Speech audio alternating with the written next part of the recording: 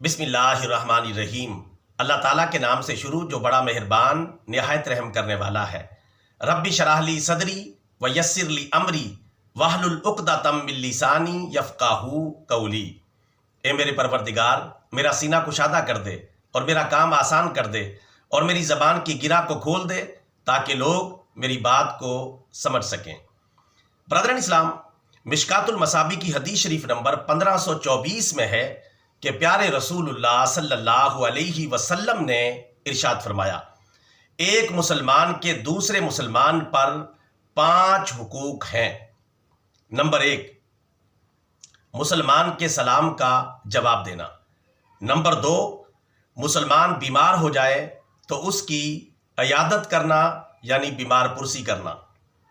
Number 3، مسلمان فوت ہو جائے تو اس کی نماز جنازہ میں شرکت کرنا۔ نمبر 4، مسلمان کی دعوت کو قبول کرنا۔ اور نمبر 5، مسلمان کی چھینک کا جواب دینا۔ یہ ایک مسلمان کے دوسرے مسلمان پر 5 حق ہیں جنہیں ہر مسلمان کو ادا کرنا چاہیے۔